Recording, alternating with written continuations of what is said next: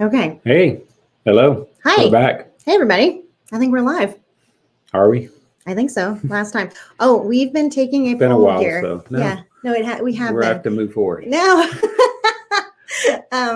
No. So somebody messed up here because like he said something, I'm pretty sure it was him saying like we were going to be here like next week.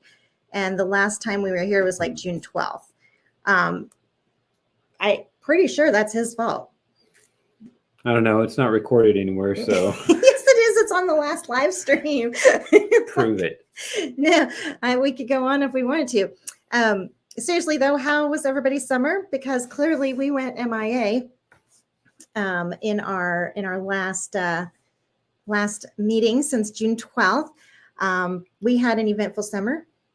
Comment below here and let us know what your summer was like. I think that would be, let me do this. Leave your questions in the chat because I want to know what your summer was like. Got a comment already. Love. All right. Do you see this? He's just leaning over me. I know. Okay. Love your analysis and everything you predict is 100% true. Wow. Thank you. What an awesome thing to hear. Let's Rhonda's see back. what else. Oh, and Rhonda. Hey, Rhonda. Rhonda's back. Glad to see you back. Summer is hot. Yes, I completely agree. So That's our awesome. Hot summers are awesome. Our summer was very eventful. Our house flooded right at the very beginning. Spring. That was fun. That was kind of like the tail end of spring. And then I got really sick. I had some kidney stones and some surgery. And that was like the not so fun part. And then after that, we went to Florida. So once I was well and, and that was great. That was like the highlight. We took the whole family, the grandkids, everybody, and we had an absolute blast. So awesome. that was our summer, the highlights, the not so great. It's like, but we've had a really good summer. Done a lot of real estate in the midst of it all. Like literally when I was sick with kidney stones, I was working in bed and he was out doing showings and closed lots of stuff. Yeah, we did a lot of closings. But the housing market was not the same as it's been in prior summers for sure. And we noticed it and we were like, okay, so what's going on here with the housing market? Because I still, even now, I do something different. Yeah, even now I hear people saying we have a housing shortage. And they're like, well, the market's never going to really see price drops as long as we have a housing shortage. So what do you think? Shortage, surplus? I don't know. I see a lot of inventory out there. Yeah, that is true. That is true. I think, and we were. Well, okay. If you looked at, yes, the overall amount of available buyers and buyers that are been trying and stuff like that, yes, and if you compare to years over, history and stuff like that, yes, there is a housing shortage. Historically, yeah. I think builders are building less and sellers are, well, because of the whole rate thing, sellers are not selling. Yeah, well, but we've been seeing more come up, but yeah. I know that we've seen a lot. Oh my goodness, the emails that we get constantly inundated with motivated sellers, and like the incentives they're offering realtors is ridiculous. I mean, we're getting emails like $10,000 bonus. It's like, yeah, you can tell that they're not going to, unless they're really motivated, they're not going to be out there offering you $10,000 bonuses because they can't get these houses sold. Now, I know you and I talked. I think ultimately we have both a shortage and a surplus. What do you think? Yeah, I mean, that's kind of what I think. I think we have a surplus of homes that people are not buying because they can't afford them. And then I think we have a shortage of just affordable product. We just don't have enough affordable product out there compared. In fact, I want to go show you guys this article because it's really good. I was reading about this, and it says these 4 charts explain how homes have become so difficult to afford in DFW. And I think these are the houses that like we have this surplus, but a shortage of homes people can afford. And so this right there, it's already talking about the surplus. More than 367,000 homes and 181,000 apartments have been built in the region over the last decade. And yet there's a shortage of affordable housing. Prices have exploded in the last 4 years. Tell me something I don't know. Incomes haven't kept pace. So this is really an interesting chart. Median housing prices in DFW versus median household incomes, 1992 present. Really a telling chart. If you look right here on this bottom, the red is the median DFW home price, and then all of the other colors are median income. So check that out. Wow. Is that really not, is that not speaking volumes right there? Yeah. Yeah. I mean, that just speaks volumes. Like when I look at the years, okay, so like way down, it starts, of course, like in 1990. It's like this was like the very first part is when we bought our first house. And affordability was just not that big of a deal. I mean, we were on a really low budget and we still found like a really nice, 322 bread and butter brick house for $54,000. We were able to get it. We didn't have it. And so like, it really does speak volumes for how much affordability has just, I don't know. I just think that's an issue you can't deny. It's there, That points just to the fact that we've probably pretty much been in a recession this whole year since the beginning. So because incomes aren't coming up and stuff. Yeah. Incomes just aren't coming up. In 2023, the average DFW home cost 4.4 times the region's median household income. Area residents need to make more. Oh, wow. That is something. To make more than $116,000 to buy a home. And do you think that's true? That seemed a little high. I think that seems a little high too. I'm like, is that really 116,000? That just, I don't know that many people that are making that much that are buying houses right now. That I know. I kind of wonder about that data. That seems really high to me. Let's see. Entities that track the housing shortage in Dallas, the Metroplex, and the nation use different parameters, so their counts differ. Let me see here now. But they agree there's not enough affordable housing. So we were getting the building, we're seeing the new construction. Problem is affordability. All right, so that's very interesting. And definitely new construction is definitely going up every year. I mean, they're always And there is in the Dallas Fort Worth area, you can find new construction in like the 250 range, but you got to buy way out in the exurbs. Yeah, I mean, we're talking places like Ennis. I've also seen like in Royce City, I have seen these houses that I think they're built by Lennar, and they're just they're like, I just can't even imagine paying anything for them. So I think that's kind of like their attempt. Yeah, they're doing that over in the northwest Forney area too.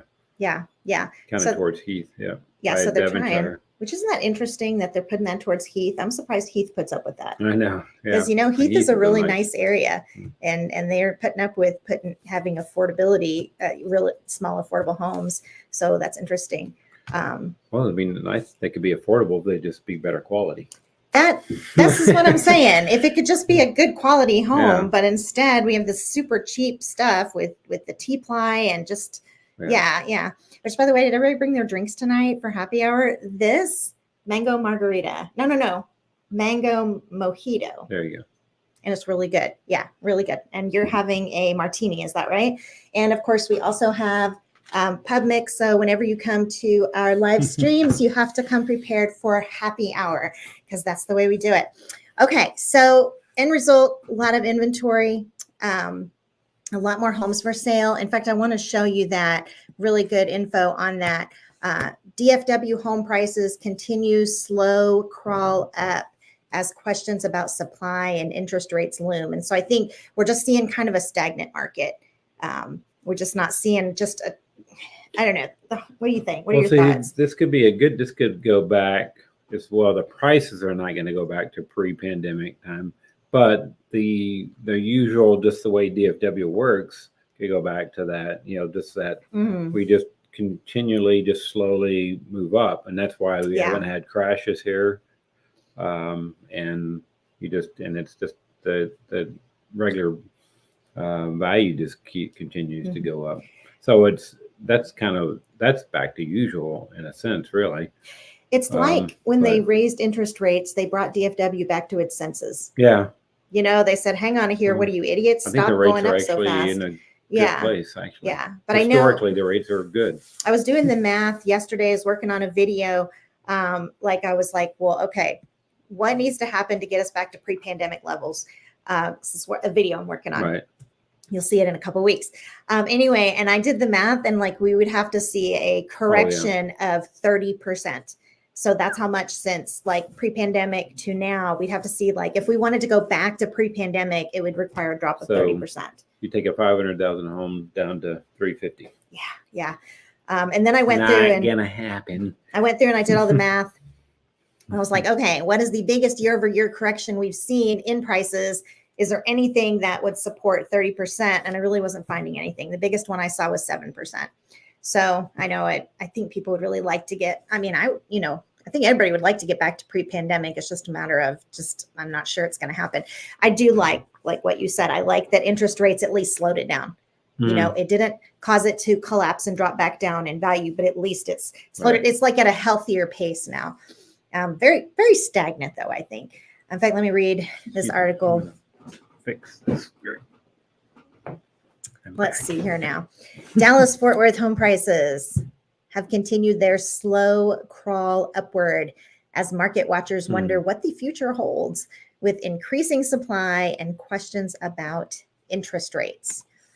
North Texas has been a relatively cooler market this year for price increases, trailing nearly all major metro areas tracked in the closely watched housing market measure. And this actually is historically has happened before. I was looking and just I just love data. And so I'm always researching it. And sure enough, like there have been times that we've seen like a stagnant market where, over, a year over year, you'll see just a tiny decline or a tiny increase. That's definitely historical. Right. We've seen that. Yeah. We just haven't seen any massive corrections in Dallas, but we've definitely seen years like this one where it's just so, I don't know, just very sleepy and stagnant. Been a relatively cooler market this year. More recent housing data shows that month after month of increasing supply has caused a small drop in DFW home prices. And it definitely, that is a possibility. I agree with that. Data from the Metro Tex Association of Realtors shows the median price of a DFW home in June was $405,000, down 1.2% from last year. Nearly 8,300 sales were closed, down 11.6%. So that's that kind of that activity, that we're not seeing. I think that may come because of the spring season was a lot slower than you normally see in the spring, especially around the May, June timeframe. It did seem like that. I'm also really curious, and I welcome you guys' comments on this. It's like, I'm wondering what the fall is going to be like with the presidential election. It's inconsistent. Like if you study it in the past, there's no like set way that it has played out. It's been inconsistent as to whether there is a lot of activity or not. So I'm really interested to see how that will go. Active listings in June topped 27,900, up nearly 45% year over year. And here in a minute, I've got some data slides. Not a big surprise there. And we're going to go numbers. We're going to go county by county, and I'm going to show you where in the Metroplex the inventory is the highest. Okay, let's see here now. Next slide. Let's see. Todd. Okay, how do you think you pronounce that? I don't know. Oh no, he's going to put on his glasses. Luong. Todd Luong. Luong. Yeah, Luong. Todd Luong, a real estate agent with RE/MAX, said it's possible that prices could fall further, but several factors such as interest rates will influence that. Well, I think absolutely in August, prices are absolutely going to fall further. I mean, we're hitting the fall seasonality. Season. That's why I wonder, you're reading some of that and they're talking about prices come down. Maybe that's just typical seasonality. Yeah. Prices always come down this time of year.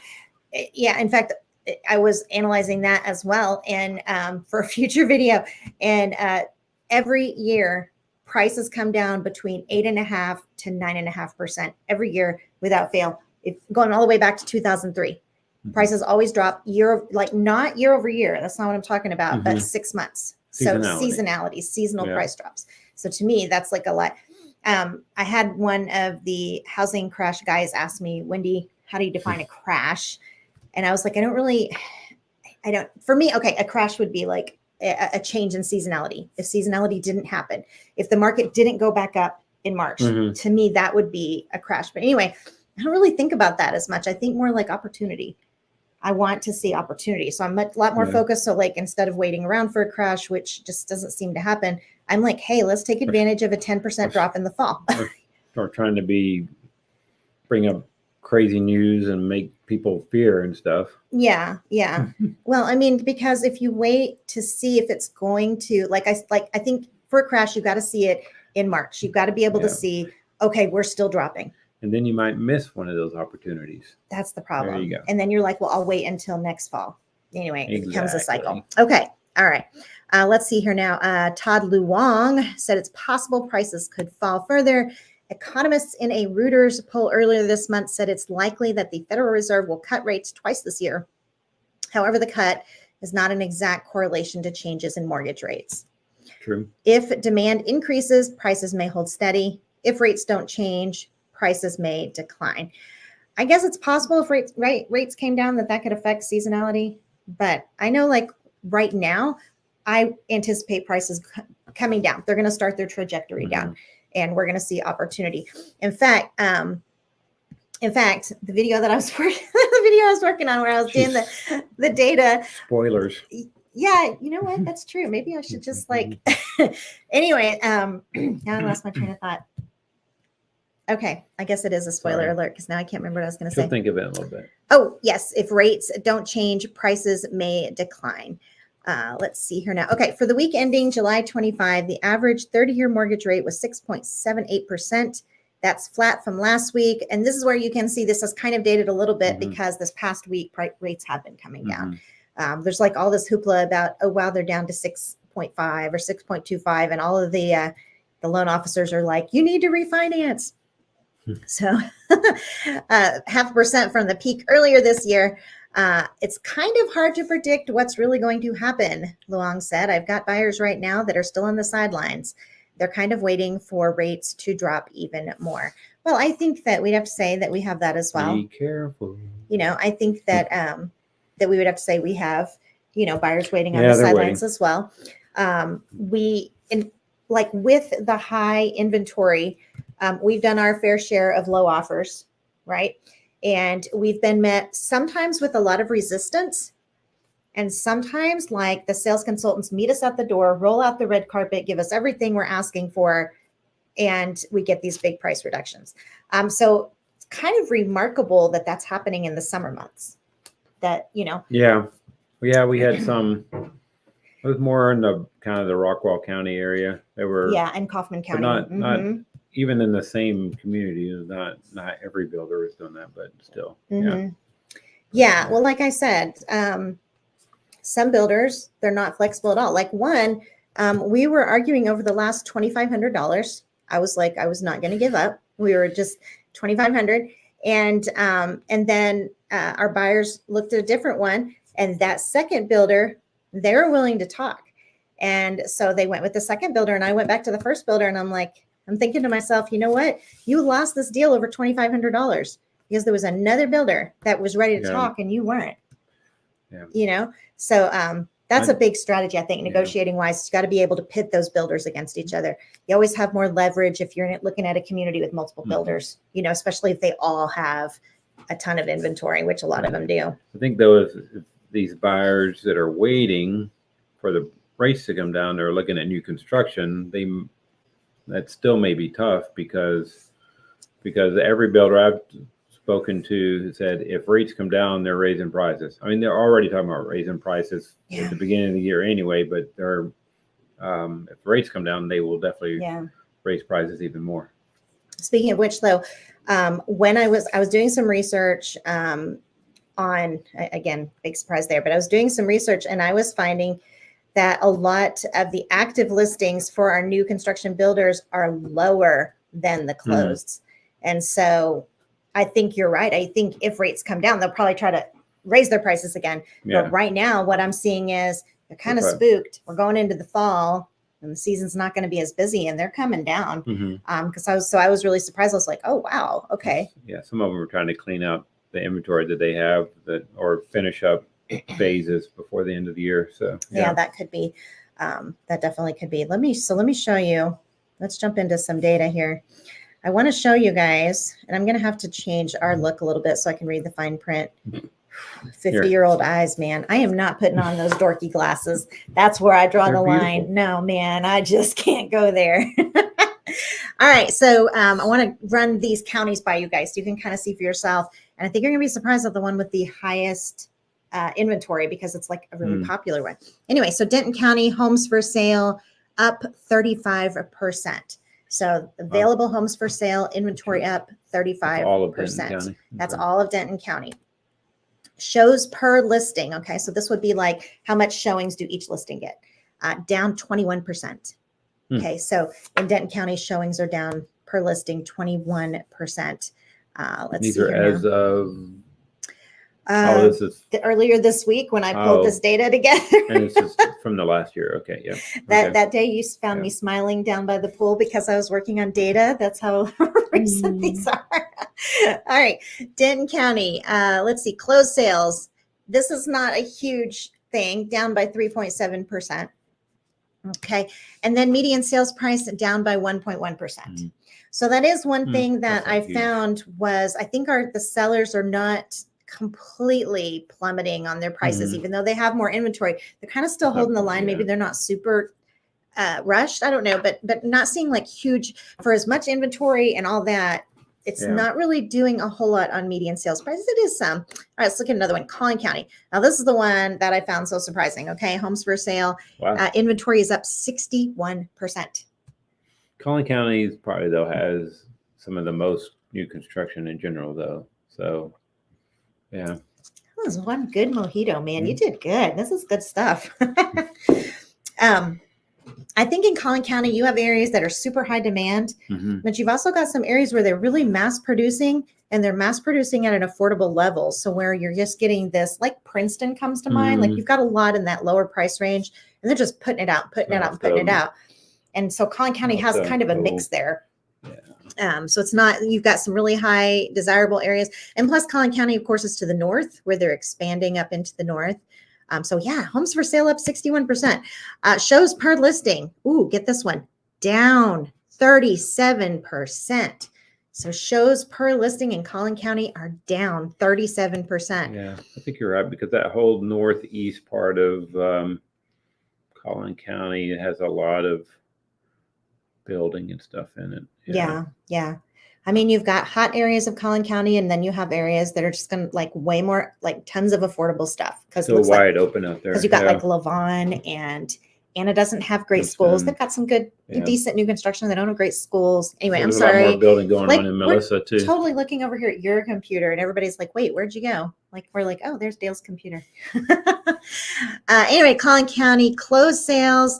They're like at 0.7% up. So we don't see a huge drop in the closed sales. And the median sales price down 3.3%. So wouldn't you think logically that you would see, like a much bigger price drop for how much that inventory is up? But I think going into the fall, we probably are going to see bigger price drops because we always do. We always see 9.5%. Yeah. If it's inventory. But if it's, they're kind of coming up. Builders are, though, in the later fall time frame come up in a busy time because people that are having the homes built are building to get them complete by the time so they can get in before school starts in the next fall. Very true. Very true. Let's see what's the next one. Okay. Rockwall County. You do a lot in Rockwall County. You've been doing a lot in Rockwall County for sure. Okay. Let's see here now. Yeah, it's all the. Let's see. Rockwall County homes for sale are up 38%. All right. So again, inventory up, not as high as Collin County. Okay. It's not as big either, but yeah. Rockwall County is really small. That is true. That is true. Let's see. Okay. Shows per listing in Rockwall County down 27%. Wow. So every single one of these have had inventory up, showings down. So that just speaks again, that word stagnant just keeps coming to mind. All right. Closed sales in Rockwall County, down 20%. Wow. So it explains why we're getting some pretty good deals in Rockwall County. And I'm not going to lie, some pretty obnoxious sales consultants who are just kind of like really hungry and kind of forcing and forcing and forcing. Yeah, they do. You know, we've had Call and text me a lot. Yeah, his phone blows up with these sales consultants. They're not, used to be you could have like some really smug sales consultants who would just be like, yeah, whatever. You'll be lucky if you get one of our houses. That's not the case anymore. He gets a lot of those texts. All right. Let's see here now. Okay, but median sales price in Rockwell County up 8.4%. So that's kind of surprising given, the other stats. So how about Dallas County? Okay, inventory up 48%. Wow. Yeah, up 48%. The shows per listing, again, down 30%. Man, people are just not out there. They're just not out there looking. Closed sales down 3.9%. And then median sales price down by 0.7%. So almost similar, yeah. Flat there. And we have to keep in mind this is an average because there are definitely pockets where we're negotiating amazing deals. So it just depends on, it's almost like you have to test the waters, like especially with new construction with each sales consultant, because sometimes they're very rigid and other times they, like I said, they roll out the red carpet for you. All right, let's see here now. Okay, Kaufman County. All right, Kaufman County homes for sale is up 34%. And that's saying something because Kaufman County has a lot for sale. Man, they are so new construction friendly. It's crazy, especially Forney.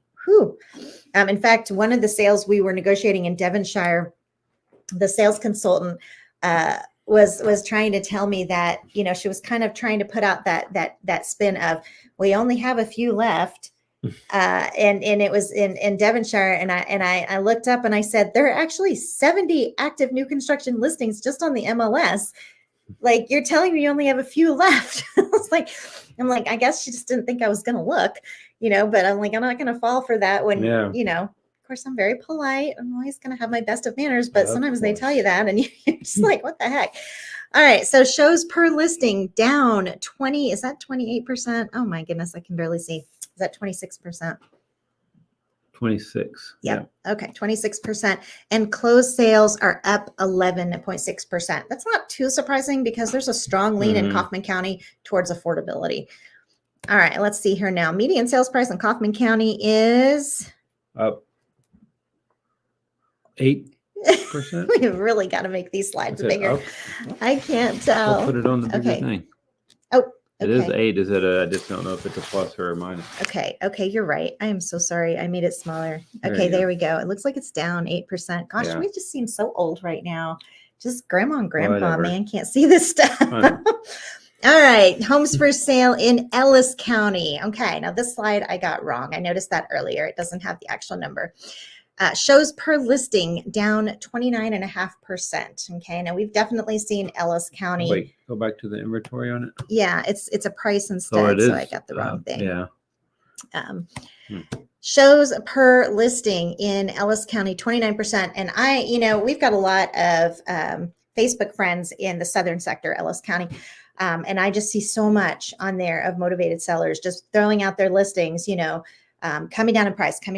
So there's a lot of motivation going on in Ellis County. I think part of it is because I don't think people know about Ellis County that much. I think it's kind of a hidden jewel. People still don't, that's not as discovered. Anyway, Ellis County closed sales actually up 17%. So more people are discovering it, I guess. Maybe so, but there is a lot of inventory, so maybe that helps too. Yeah. Let's see here now. Median sales price. Oh, is that the same one? I think. Okay, let me see. I think I went through that one. Okay. Something else we wanted to talk about. All right, on Ellis County. After that, I think one of the other things that we feel we talked about this. Another thing that we feel like is kind of going wrong with the housing market right now. Okay, I really do believe this, and I get very passionate about it because I really get mad. I think people are afraid of the NAR settlement, and they're afraid of having to pay for the buyer's agent. And then you couple that with this whole unaffordability issue. And they're like, not only can I barely afford a home. Did you get all the people out there that are just telling bad information about it out there too? Just because they like to spread fear. Yeah. And I'm like, I'll be like watching it and I'll be like, that's wrong. Mhm. I'm like yelling at the my phone, or they can be like, you just told a bunch of people wrong. That is not the right information. And part of it is because Texas is interpreting things a lot more liberally. Mhm. Because like some Liberally. people are like, well, they are, because you have both the DOJ interpreting things one way. DOJ is just a recommendation. That's it. Mhm. And then you have the NAR settlement. And so what you have are all these people doing these videos about the NAR settlement saying, you know, sellers can never pay for buyers agents again. Well, I'm not going to jump into the market if I have to pay for, Mhm. you know what I'm saying? Like that would make me nervous too if I'm already dealing with affordability. So I'm very interested in you guys' thoughts on this. This issue of the NAR settlement. I really like to hear what you've heard about it, because Mhm. there's so much misinformation. And I literally, okay, so one of my friends, another Dallas YouTuber, he said, Wendy, send some of the accurate videos my way so I can watch them to get ready, Inaccurate? you know, for the change. No, accurate. Oh, He okay. said, send me some of the accurate Mhm. videos. And I had to tell him, honestly, I haven't seen a single one. I literally have not seen a single Mm. video that was accurate about the changes in real estate from the NAR settlement in Texas. Like that, I sat and thought about it for a long time, and I was like, dang it, there's not a single one. like I just have not seen a single one. So I do want to talk to you guys about that. I want to give you some accurate information as it is in Texas. So if you're watching any videos about the NAR settlement and they try to tell you that it's the same across the United States, they're wrong right off the bat, because there is nothing being uniformly applied across the United States with this settlement. Okay. Everybody is viewing it differently. And it's because, again, we have the NAR settlement, which is a lawsuit that they dang well better obey and deal with. And then we have the DOJ's opinion. Okay. This is their opinion about what the way they would like to see it, but it's not enforceable and it's not actuality. And I am actually putting a video out about this too. So I guess I'm really in spoiler alert mode. But over and over again in the video, I'm like, I'm not telling you my opinion here. I'm just telling you, like, this is how it is. This is the facts. This is what it's like to buy in Texas post NAR settlement. Right. So let me show you a little bit about that. Let's start here. Okay. The big lie. The big lie, here it is, that buyers have to pay their own realtors now. How many of you have actually heard that? Have you heard it? I've heard you say that you heard it. He's not on YouTube as much as I am. There's a lot of truth to that. No, big lie, guys. If you've heard that, it's a complete lie. So comment in, put a comment on there if you have heard that, because you're hearing it completely wrong. It's a lie. All right. But the truth of the matter is, the seller or the seller's realtor can pay the buyer's realtor just like they always have. Okay. So that's and one of so the far. Mhm. I mean, I've been talking to a lot of listing agents, and so far, I mean, yeah, they're all. In fact, I've had some where the sellers reduced the listing agent commission and kept the buyer's agent commission up. So yeah, it's just So that's true. They understand that you need. If you're selling, especially pre-owned, you're going to need to draw in good agents are going to bring in good quality buyers. So. Yeah, I think you're right. And I think I think it was July 29, the Texas DFW MLS dropped off all the commission references. And so now we're all getting into that habit of, okay, we need to reach out to the agent. And since Dale does really more of the showings, that's exactly what he's finding out, is that he's reaching out to them and they're all still saying same percent of what they usually would do. We're just not seeing any changes there. So let me show you, let me kind of go through this a little bit. What is the buyer impact of the NAR settlement? Because I think that's very relevant. If you haven't heard, the buyer does have to sign a representation agreement now, and commission is not anywhere on the MLS. Huge fines if it's mentioned anywhere. I saw somebody put on there, our sellers are 3 for thrilled. They put 3 and then rilled. Thrilled to have you come and show our house. And I was like, you're going to get in trouble for that, man. You can't put that on there. They've got AI searching the MLS. And if you put anything like with a 3 on there, it's like, you're going to get busted. All right. So here's the buyer impact. The buyer has to own it. Okay. And I see here, Jackie Lee put on here. Yes, I heard that buyers will be responsible. And I think that is like that idea. Buyer has to own it. They do have to own it. Okay. You do have to own it. You have to commit to a specific amount, but the buyer does not have to necessarily have to be pay the it. one to pay it. Right. The buyer does not have to be the one to pay it. And here's the thing that I want you guys to know.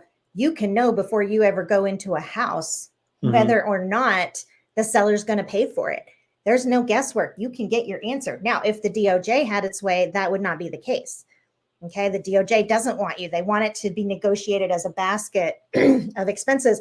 But excuse me, right now, you can know well behind, well before you, and even like you can direct us. We're never going to do this, but you could even direct us and say, Wendy, I don't want to view that home because it's going to cost me $15,000 in broker fees. Yeah. So number one, if you're unwilling or unable to pay a buyer's realtor, you don't want to have to come out of your pocket 15 grand, 20 grand, whatever. We can know that in advance. There's no mystery. Yeah. Always ask straight up. Yeah. Yeah. And that's what Dale's gotten in the habit of doing. And I think that's what all, people that are helping buyers are doing. It's about communication. So everything in real estate is negotiable. That's just part of That's just part of negotiating. That's part of working a deal. Well, and they'll tell us in advance whether it's something that has to be negotiated or whether it's fixed. So we can know in advance. You can know in advance whether or not you're going to have to come out of pocket. Let me see here now. Next thing is you can choose which properties to view. So we find out before we ever go out there, and you can know if they're like, no. Some of them probably at some point, we haven't heard it yet, are going to say, no, we absolutely will not pay. And that's fine. You can decide whether or not you want to view that house. It's completely up to you. The other thing is we can negotiate the commission in the offer, right? Even if they won't tell us. And let me show you what that's going to look like. Okay. So very valid question here. If you're like, I heard I have to pay the buyer's agent and I can't do it. And we're right here on live stream saying, you can know in advance. This does not have to be a mystery. So here's how you can know. Okay. So it doesn't matter where you're buying in Texas. This is pretty much what we're seeing in Texas. This is what we're seeing from the Texas Association of Realtor, their forms. Okay. First one, this is the first way that there is payment and there are no surprises. Okay. Seller and seller's realtor decide what they're going to pay. It's called broker to broker. So the seller's realtor says, hey, by the way, I'm going to split my commission. I'm going to split my commission with the buyer's realtor. Boom. Is no surprises. It is negotiated at the time they talk together. And there is no surprise here. When we ask an agent, they're going to tell us whatever. It's 2%, 3%, whatever. Okay. There's no surprise. There's nothing that has to be negotiated here. And if you have heard anything about EXP, because this is a lot of the horrible information going out there. If you've heard anything about EXP where they're like, EXP says they will no longer pay buyer brokerage. They will not pay for the buyers, and I will say, like, when I first saw that, I was like, what the heck? Like, EXP is saying none of their agents can pay. When you read that, all it's talking about is this broker to broker payment. Okay. They're saying you can still do it, but they're saying we won't let you do it this way. So right now, in other words, they're not going to let this connection happen between the seller's realtor and the buyer's realtor. All right. Another way you can completely know, okay, is builder to broker. All right. So what we found out, like, for example, we just got a Highland home under contract. Last week, we reached out to him, said, hey, what's your commission? Well, all the 1,000 homes that are for sale in Highland right now, the commission is 3%. So you now know that 1,000 different Highland homes across the entire Metroplex are all giving 3%. Yeah. So see, there's no surprise here. There's no uncertainty. And in fact, if you're knowing you want to buy and you want a realtor and you already know what builders you want, if you're like new construction only and you know certain builders you like, well, just go and ask them. Reach out to them before you sign the representation agreement. Yeah. Say, hey, what commission are you offering? Oh, X amount of percent. Okay, I'll sign that into my representation agreement because I already know the builder that I like is going to pay it. Yeah. So no surprises there. All right. Now, this is the one that EXP is saying is okay. So remember, they're saying broker to broker, not okay. But seller to broker, we are totally on board with that. Okay. So it's, and by the way, we don't want to call it a commission. We want to call it a concession. Yeah. So we want to use a different word. They're kind of being safe about the whole thing, so they don't. Well, because they're essentially bowing to the DOJ. They don't want to get sued again, And so they're saying we're going to make the seller decide how much to pay the buyer's agent. We don't want anything to do with it. And so that's why they're just not willing to do broker to broker. So if you hear that, again, if you hear that about EXP, you just know this is not about them not being willing to pay the buyer's realtor at all. That's not what that's about. Okay. And so I think that level of confusion drives me crazy. So here on this one, seller to broker, what they'll say is the seller will say, listen, I'll go ahead and pay the buyer's realtor, and this is exactly how much I'm going to pay him. No matter what, I'm going to pay him 2%, or I'm going to pay him 3% I'm or still whatever. seeing a lot of these in there. So there's already that they, and because I mean, we're not that far from, when it was still on MLS, and a lot of these listings, were back before July and everything. And so they already had that in their listing agreement. So with broker to broker, builder to broker, seller to broker, if the seller discloses it, all of these guys, no surprises. Like literally, you don't have to worry about whether or not you're going to have to pay your buyer's agent. Okay. Because all of these are disclosed right up front. There's nothing negotiable about it. You ask, and the agent's not going to say, they're not going to say, well, I can't tell you, because it's already like in ink, it's inked in, it's like there's nothing here. So that is another way. So 3 ways now that you can go into this knowing I know exactly how much, and you can decide which houses you want to view. Okay. So this is the wild card. And in all honesty, this is what the DOJ wants. Okay. But the DOJ wants, that's not law at this point, and that's not the way. And again, for the critics out there, I'm not giving my opinion about this. I'm just telling you, this is how it's working in Texas. Okay. Seller to broker, where the seller decides with the offer. This is what the DOJ wants. They just want you to not give any commission whatsoever. They want you to say, make me an offer and I'll let you know then. Okay. Make me an offer and I'll tell you. It's a big old question mark until I see your offer. And so if you're the type, A, you don't have the money, or you don't want to pay the buyer's agent, and B, you fall in love with things and you have no self-control afterwards, then you may not want to view these houses at all. It just depends on, because you just don't know. Like, we are going to negotiate like crazy over this to still have the seller pay. But ultimately, at the end of the day, okay, this kind of seller, this is what he's after. Okay, he's looking at it as the net proceeds. He's just looking at that broker fee along with everything else. And if he likes, see, we've got the arrow there. He's got that net proceeds. If he likes what he sees there, then he'll go ahead and pay the buyer broker fees. So that for them, that's what they're after. Okay, so really, you have all these different ways, but only one of them is a wild card. 3 of those ways you can know going in. There's no mystery. So you have broker to broker. No guesswork, no mystery. Builder to broker. Okay. The builder lets you know amount disclosed. Now, just spoiler alert, some of them have already come out and said, yes, we're still paying, or no, we're not. Lennar has said, no, we will not pay anything. So if you're going to go with Lennar, you need to know you're going to have to pay your buyer's broker if you decide to get one, because they've already said they're not paying anything. But they prefer that you just deal straight with them anyway. But, but they're kind of snaky. Whew, man. Ooh, okay. Needed a drink of my mojito once I start talking about Lennar. Seller to broker. If they disclose the amount, if they say, I'm going to pay the same thing. Yeah, I'm going to be the seller and I'm going to pay the buyer's broker, but it's going to be X amount. It could be a flat fee, could be a percentage.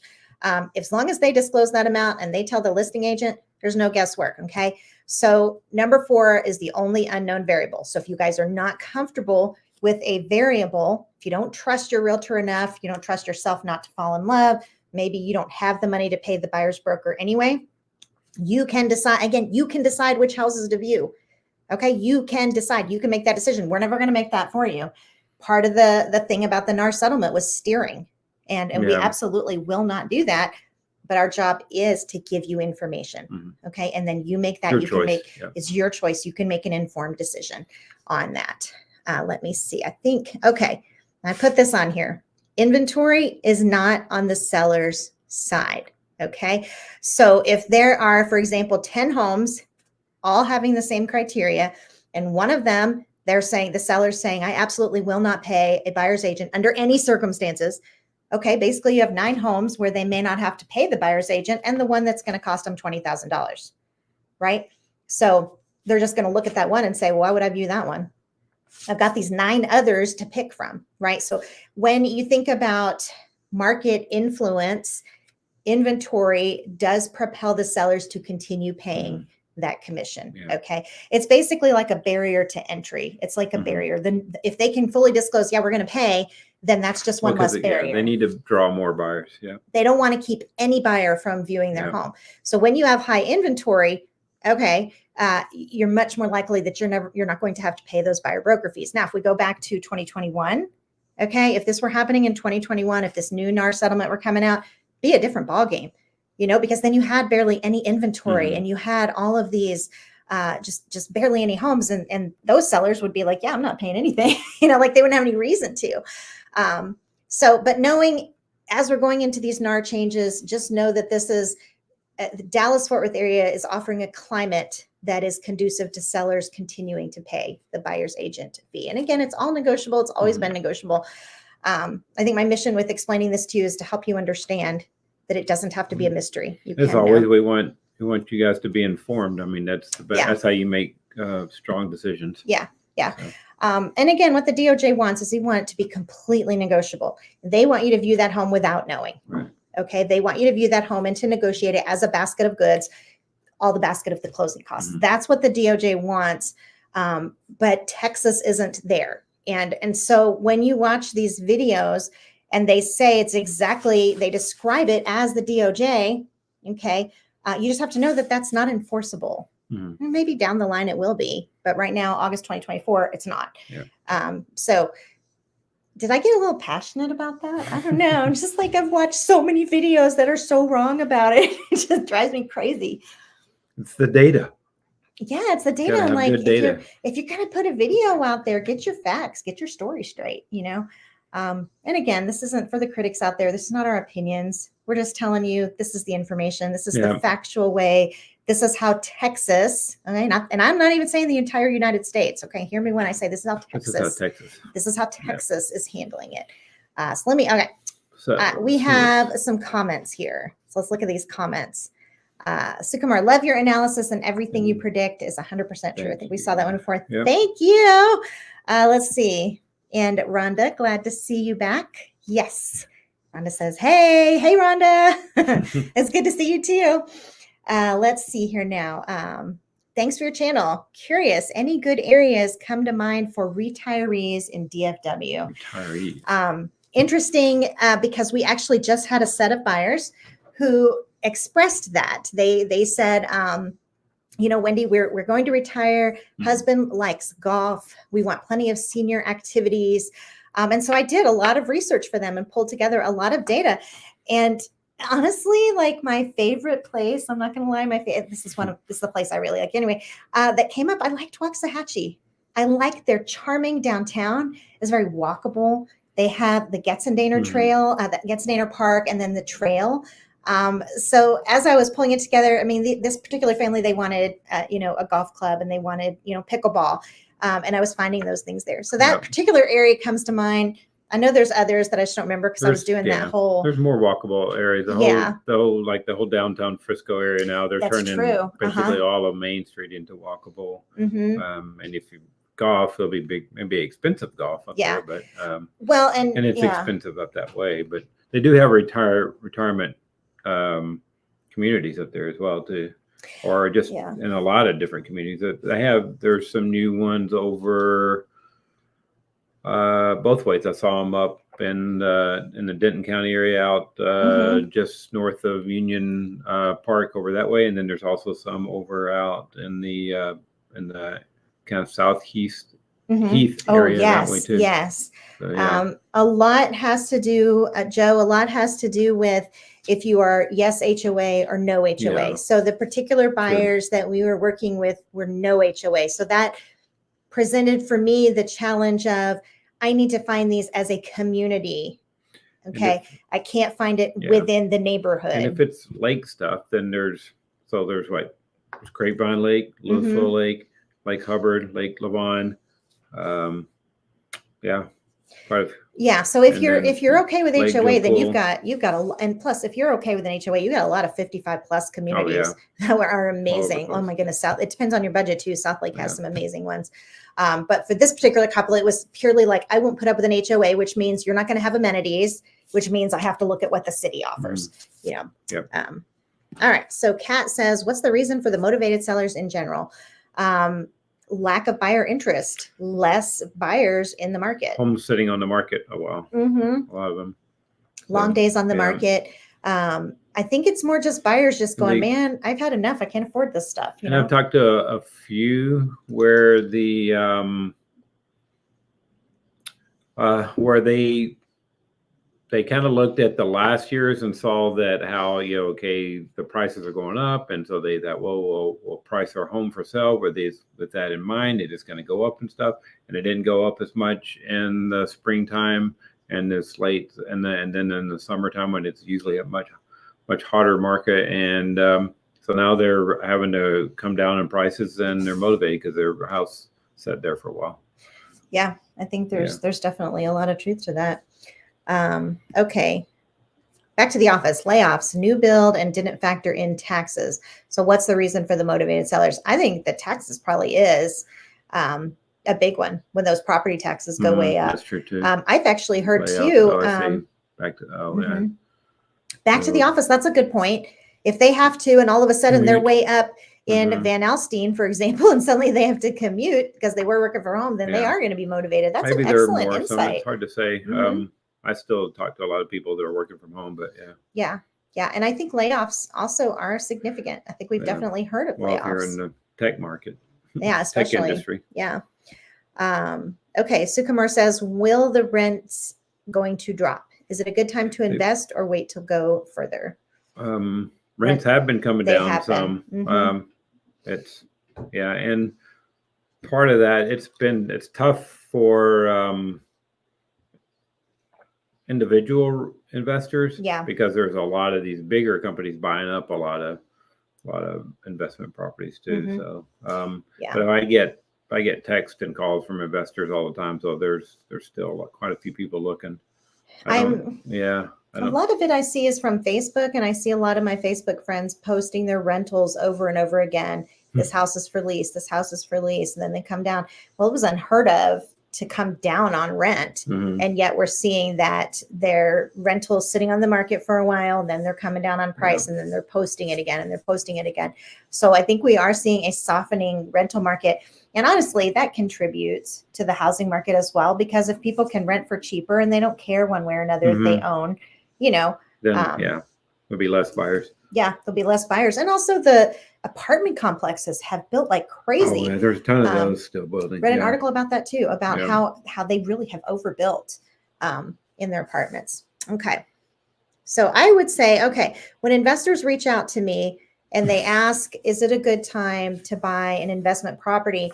Part of it is depending on their purchase strategy. If they are leveraged, meaning they have to get a mortgage, then it's probably not a great time. Because the interest rates are still high. They don't get to take advantage of all the incentives that the new construction builders, like maybe the builder's offering a forward commitment at 4%, but they're probably not going to offer that to an investor, right? They're going to offer that to an owner occupant. So I personally am like, the climate isn't great for that, but if you're an all cash buyer, probably, especially going into the fall and knowing that you can get these good deals, especially if you're an all cash buyer. I would be like, scoop in smaller homes. Get you a smaller home. I think that rentals should always be smaller homes. Yeah. Okay. Southwest. So let's see what Kat says. I like Nick Gurley's Reventure app to track the housing market, provides great data, including percentage of salary going to house payment. I have not. Reventure. Yeah, I have not. He is one of the big housing crashes guys. I haven't looked at his app, but I know he has that. I recently read an article or where he had commented on X, and he was talking about how inventory was so high. And he compared it to like years ago and showing how much higher it was. But kind of my thought on that, when I read that, I was like, and then I did some comparisons and I was like, that kind of like, if you're comparing inventory to inventory, how do you accommodate for population growth? Yeah. So that was my main thing with his analysis. Inventory is way up, but so is the population. Especially in the Dallas-Fort Worth area. Yeah. Now, in an area where the population is declining, I could see that. But yeah, it is. I've heard good things about his app, although I don't always agree. In fact, he's one of the ones where I've yelled at the phone or yelled at the the laptop. The video. Well, yeah, yelled at the video basically where I'm watching it, going, I know that's not right. That's not right. Look at this data. It's like. So he's one that has had a conversation with me, even though he doesn't know it. All right. What's your verdict for Frisco between now and year end for old homes and new construction homes? You've recently shown some in Frisco. Old homes. There are been some good buys of recent, like there, especially older homes. Like if you're looking at early 2000s or late 90s homes and stuff, there's some pretty good buys in that kind of thing. They're still doing new construction there. New construction is pretty pricey. In fact, right. They're getting pretty close to starting new construction in their new community up their field, which most of those homes are going to start at 1.5 to 2 million. I mean, that's start at. So yeah, the new construction threshold on Frisco is really high. Yeah, but it's pretty high. Older, but there's been some pretty good, because there's people moving a little bit of, I wouldn't say there's like mass people moving out, but there's people moving. So this, like the way I feel about it is I'm like, if I'm going to buy an older home, there are certain perks that I want. Like I want to be able to get like mature trees or maybe a slightly bigger yard, but you don't get that in Frisco. Some of those, well, yeah, it depends on the neighborhoods. Yeah, there's like some of the ones, those older neighborhoods from the, especially on the kind of west side of Frisco, and they're by some of the golf courses and stuff like that. So some decent deals. Yeah. I mean, didn't you just recently show one in Frisco and then the price came down and you guys were talking about that? Yeah. Yeah. Okay. The price to income ratios are not sustainable. So I feel there will be a correction, but not to crash. Kat, I keep thinking the same thing. I mean, it's kind of like the stars are not aligning, but and maybe this summer is what we're seeing. Maybe it's like a slowdown, but I don't know if we'll see lower prices. I mean, we'll see a seasonal correction always, but as long as we still have. So one of the things that DFW has that a lot of the other markets don't have is a very diverse work industry. We're not just tech. We're not just oil and gas. We're not just this or that. I mean, we have, large, lots of tech, lots of oil and gas, lots of financial, lots of healthcare, lots of, insurance, all the different ones. I mean, Chevron's moving in. So that's a huge company. So that draws a lot of people. And as long as we're still getting a lot of people, there's going to be demand for housing. So it reduces vulnerability also. If you're specifically tech heavy and the tech industry has a lot of layoffs, but to be diversified, it really reduces the risk, I think, of a huge, correction and huge unemployment. Because you have two major cities too, Fort Worth and of our metroplex, Fort Worth and Dallas, and they both have strong industries. Yeah. So.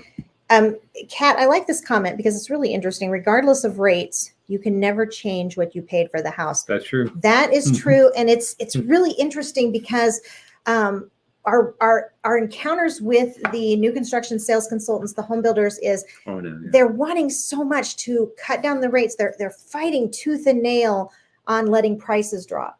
And whenever we talk to them and whenever we're negotiating, they mention we don't want to see a drop in appraised values. We don't want appraised values to drop. And so they're like, we'll give you a forward commitment to lower your rate to 4%. But they just don't want to drop the prices because they're worried about the market as a whole. And so that, like a forward commitment, I can't remember what I read about that, but the cost on a forward commitment is, I don't know, 15,000, something like that.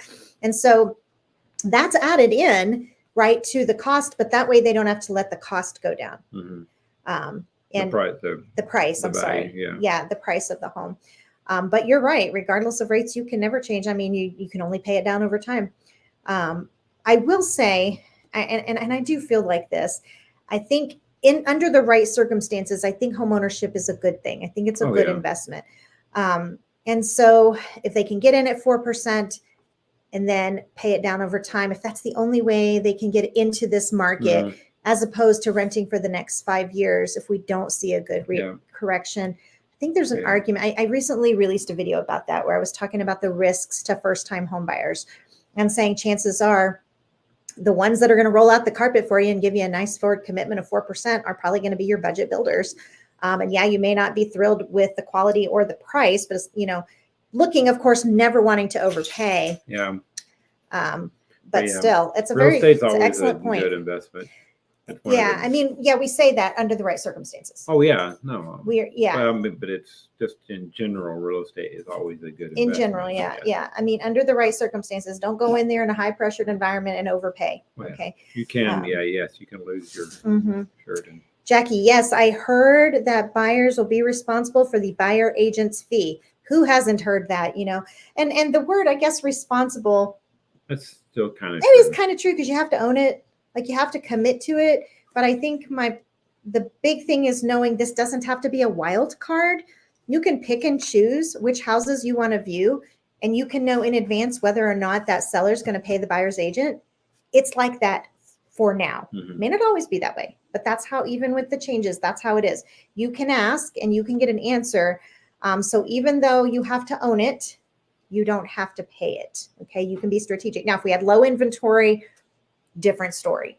But the fact that we have as much inventory as we do, you have to own it. You don't necessarily have to pay it. Okay.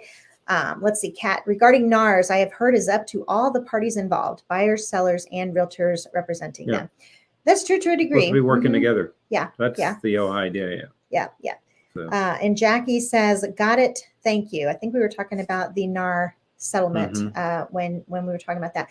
Just, the misinformation is rampant. When you see those thumbnails that say no more 6%, I think those are just so inflammatory. And then when you watch it, they're almost always saying that the buyers have to pay the buyer agent's commission. And so that's just so wrong. You can know, you can be informed, you can get the information.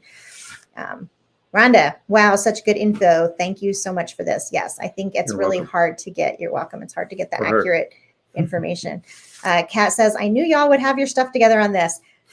Kat, I studied so hard on this, and I waited until closer to August 17th because I felt like there were going to be these changes. So I was like, I'm going to wait until a little bit closer to this. And I have spent hours. I've probably spent 20 hours just digesting everything from the NAR settlement to the DOJ. I read all 108 pages of the NAR lawsuit so that I could feel really good. And then again, I always want to be like, this is Texas. Okay. I'm not, that's what bugs me too about the videos. They're talking and they're saying, this is true across the United States. I mean, I've seen them on my Facebook and I'm just like, ding dong, that's not true. It's not true across the United States. Every state has some room for interpretation. And they know they've got to enforce the NAR settlement, right? But they don't have to really address the DOJ. Okay. DM says, do you have an X account? Yes, but I never use it. How's that for an answer? Do you ever use yours? Like I don't really, I don't post on it. I used to, but not lately. So Brian says, thank you. You're welcome. What's that thank you for? Is that for the NAR settlement? I don't know. Like you can go in informed for Texas. Okay. I'm a retired widow. I'm wanting to live closer to my family in Aledo. Oh, that's an Aledo. Okay. Like Aledo. I don't want amenities, just peace, quiet and a safe place, moving from out of state. Any areas you might recommend? Dale is looking it up as we talk, as he's going to look that up. And we'll come back to that. Okay. Trying to buy a house that is by the Collin County Outer Loop that I hear is going to be a freeway one day. How close is too close to a freeway to affect resale? Boy, that is an excellent question. Right on the outer loop, there are definitely some communities that are built right off of it. What have I noticed though? A lot of what's going on in the Salina area, a lot of them, they kind of build them a little bit away from it. So there's a buffer there, then so they can have commercial and retail along those major parts, major roads like that. And so it's hard to say. It's still pretty wide open north of Outer Loop. So I know you've had a lot of conversations about that. Yeah, there's a Cross Creek Meadows It's on the northeast part of Salina, just north of Outer Loop, and they're getting pretty big. They're kind of right off of it, but there is a little bit of a buffer. But I just heard today they're probably looking at 4,000 plus in that community. Yeah, so and that's right just south of that 100-acre park that Salina is going to be building up there. So Okay, I'm smiling because our dog is whining. oh wow. He's mad that it's 7:00 and he hasn't had his dinner yet, and we can hear him whining. he's like, what is wrong with you people? It's past my dinner time. So he's over there whining. You know what I would say on this one about Alito? There's so many variables there. I would need to know budget. Yeah. Just drop us an Because email. we did have some clients that were looking at some new construction out there. Some little bit more custom builders that were building out that way. There's some nice areas. I'm not sure if we really answered your question here about how close is to a freeway. I would think more the question is how close to retail. So looking at what's open green space, because if you think about it, when there's the freeway, aren't they going to try to build retail up along it? And so then you find yourself asking more like, are they going to put a Walmart there?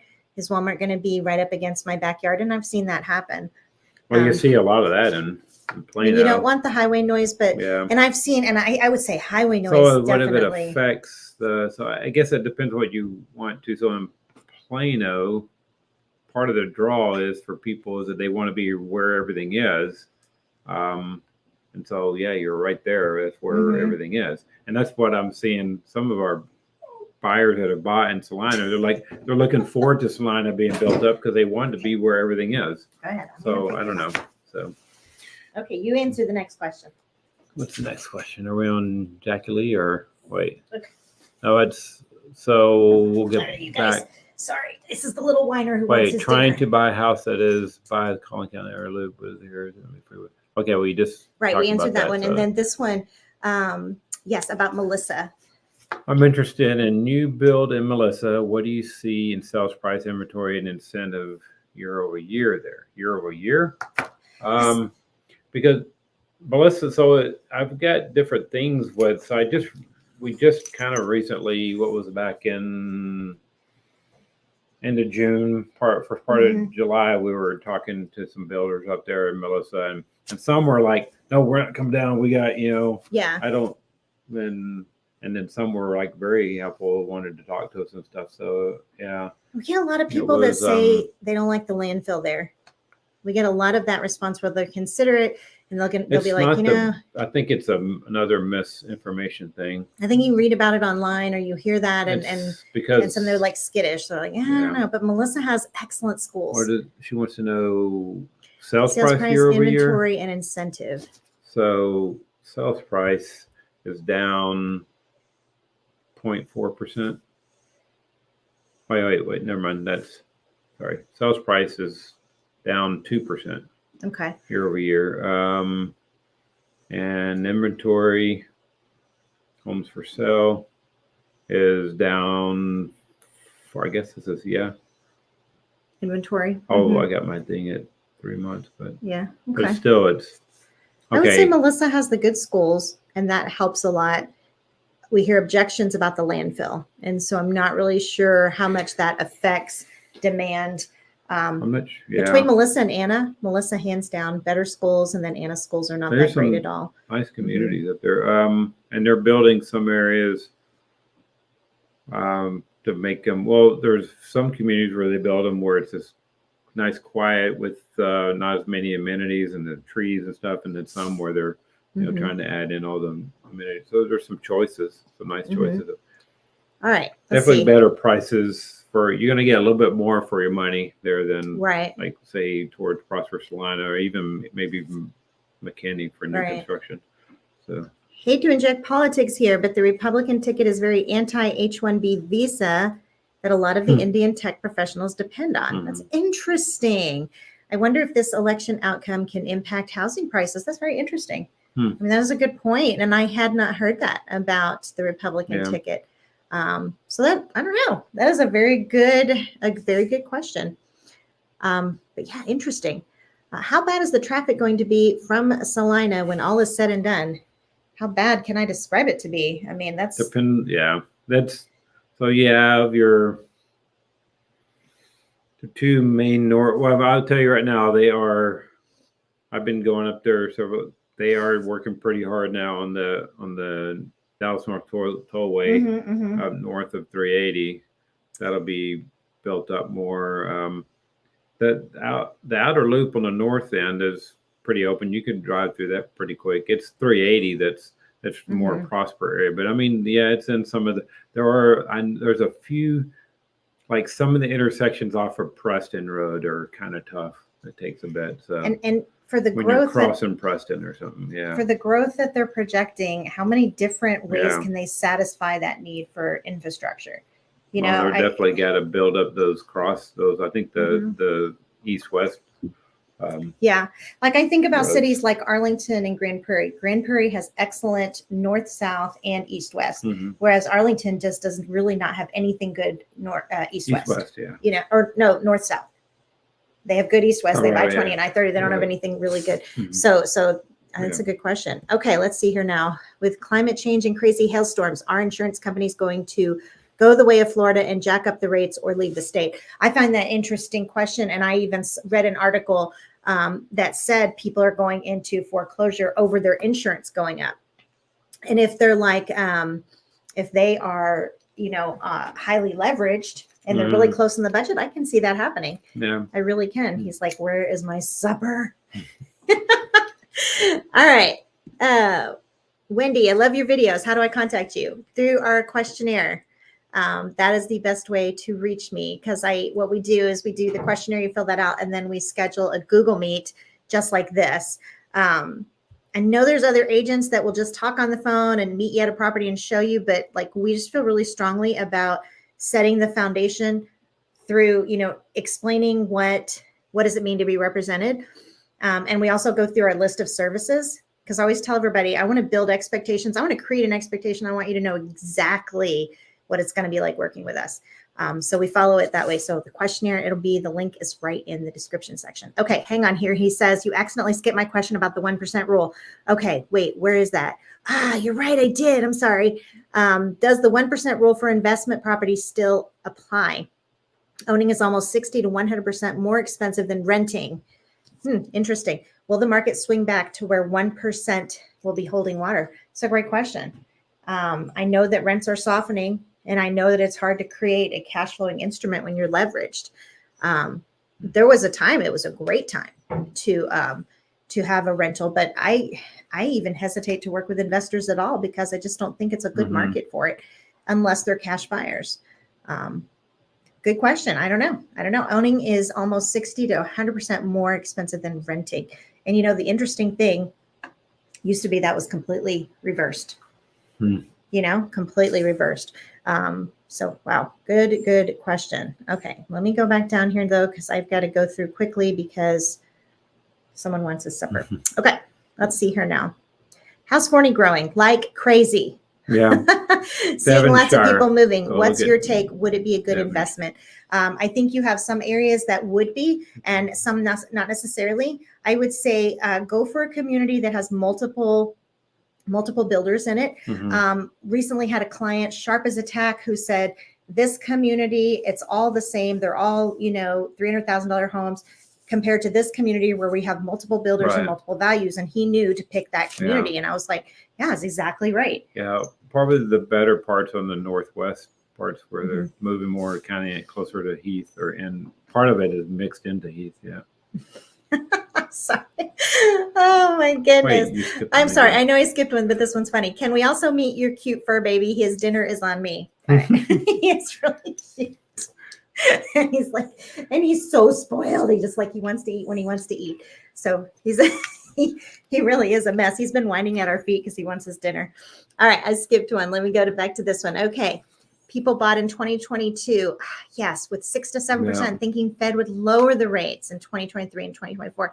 And their initial rate buy downs are going up. Yes. Do you see these buyers now trying to sell? I have thought about that a lot. That's why I'm always like, with the rate buy down, make sure you're comfortable with that final rate. Don't go into your budget qualifying only for the lowest rate, because you don't know. Maybe so. There's some newer homes I've seen that's only a year or two old. Yeah, but I would not say it's like huge amount that I've seen doing Yeah. it yet. So Yeah, I think that it's a very good question, especially if we don't see some significant movement. And I know that they're projecting rates to come down, but I don't think it's going to be this big. And I don't think we're ever going to go back to 3%, unless there's something cataclysmic. I was so artificial and so bad for housing values. yeah, So if you ever consider a rate buy down, I would say make sure you are 100% okay with that highest amount. Okay, don't buy risky; it's not worth it. Okay, I think this is our last question. Are houses with master bedrooms upstairs rare in this area? Yes. Well, in newer homes, yeah. And is that a positive or negative for resale? I would say it's a negative. I think more people want master. Yeah, they want the master on the first floor. The typical space is master downstairs towards the back. Mm-hmm. Yeah. Well, and I would say like the only time I see new construction with the master up is when I'm looking at a 40-foot lot line. Yeah. And it's like a rectangular. You walk in, you have living, downstairs. dining, kitchen, and that's it. And maybe a bathroom and then everything. So that's really the only place you're going to find. But we have had out-of-state buyers say, Wendy, I really want that master bedroom upstairs. And I'm like, 70s, I'm thinking. Yeah. I mean, otherwise you just don't see it. Definitely 90s, not in new construction. They just don't. Big 90s. Even your customizable homes like grand homes, they're still going to make you put the master on, the bottom on the first floor. So, yep. Back to Alito real quick. I know you kind of addressed that. It is pretty widespread, but there's like a little over 200 homes active on the MLS, but they range. I mean, it's huge range in price and size. So yeah, it would take learning more what you're looking for. So. All right, guys. Well, I think we're going to scoot. I think we've hit the last question. Oh, I'm sorry. Please don't skip my question about affordable 3 to 5 acre lots. You're right. I saw that one and then I didn't stop on it. Okay, let me go back and see if I can find that. 3 to 5 acre. Do you see it? There it is right there. Thank you. Thanks for catching that. He's good. I'm interested in 3 to 5 acre new construction. I am so sorry I missed that one. 30 to 45 minutes from a hospital. Any affordable locations you can suggest? You're going to have to. Affordable locations? Yeah, affordable might be the issue there from a hospital. And is that your only criteria? Meaning it can be small town as long as it has a hospital in it, right? Because that does open up a lot of options if you don't have to be anywhere near downtown. So I'm interested in 3 to 5 acres, new construction, 30, 45 minutes from a hospital. Probably even Waxahachie would do it. Waxahachie has a hospital. Either Ellis County, outer parts of Rockwall County or upper northeast Collin, that way. Yeah. Maybe exurbs. Yeah, out away. Yeah. We run into there are some communities like that. I have to go back and look at some. I had some clients that we looked at stuff kind of like that, but the affordable thing you're talking about, because some of it, like if you go like straight out like Parker, Lucas, and stuff like that, you're talking $1 million stuff. Yeah, definitely. That's not the right area. But like Flower Mound out west. So I'm thinking Waxahachie has a hospital, and then maybe you look south, like in Ennis or those exurbs. If you're like schools don't matter, I only care about it being new construction from a hospital. I kind of think maybe south side. Yeah, south. Yeah, like towards Maypearl, even because there's that's a good point. East Waxahachie, Maypearl. All right, let's see what we have here. He says, please, and thank you, and smiley. Okay, you're welcome. I would look on the exurbs on the south side or like the far north, but not the east side. Probably not the east side unless you go way out. Okay, thanks, Dale and Wendy, for doing this. Informative and entertaining. Oh, that's nice. Thank you so much. It's nice to be back. We missed like a couple months. Really eventful summer, but it's just so good to be back. I mean, it's like happy hour, you know what I'm saying? You go. Okay, but the dog is not happy, so I think we're gonna skidoo, and hopefully, unless something crazy eventful happens next week, you never know. You never know. But we'll be back. All right. We'll talk to you guys again soon. Have a good evening. You too. Bye-bye. Bye.